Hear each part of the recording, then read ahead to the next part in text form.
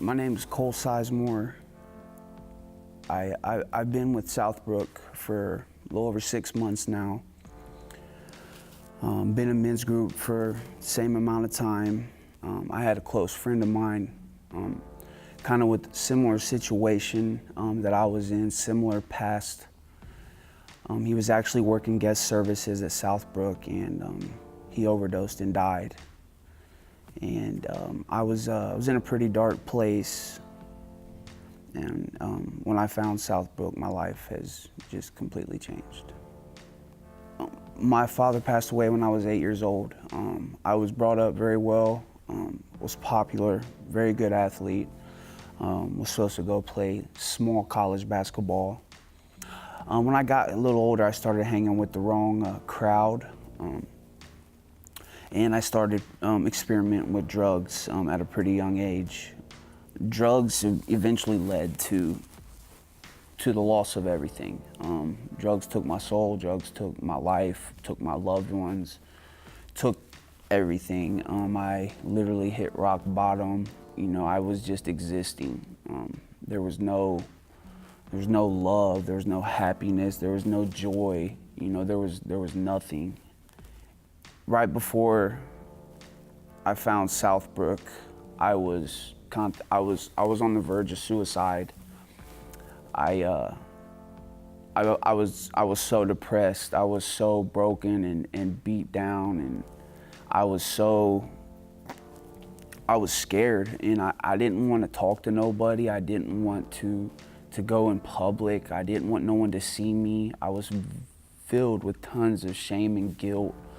The first time I come here, I sit down, I listen to Charlie speak, I listen to the service, and as soon as the service is done, I get straight up and I walk to Charlie. I just get up, I walk to him, and I'm bawling my eyes out, and I just say, "Pray for me."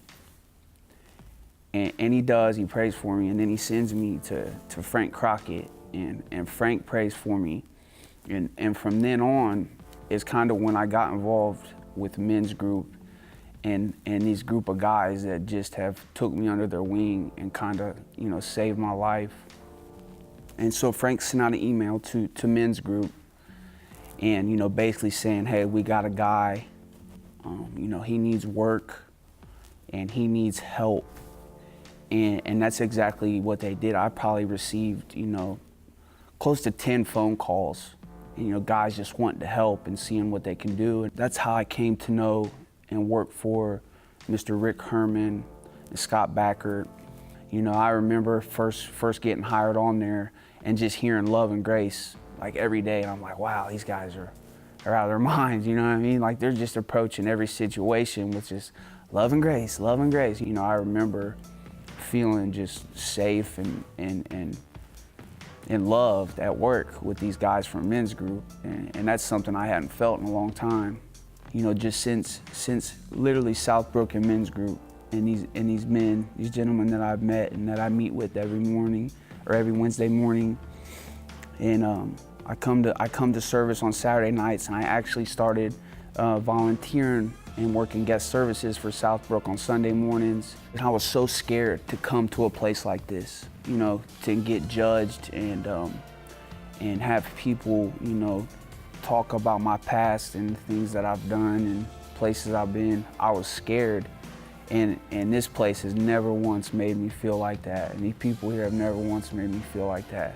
And once I found a place like this, I mean, and actually gave my heart to God, my life has changed dramatically.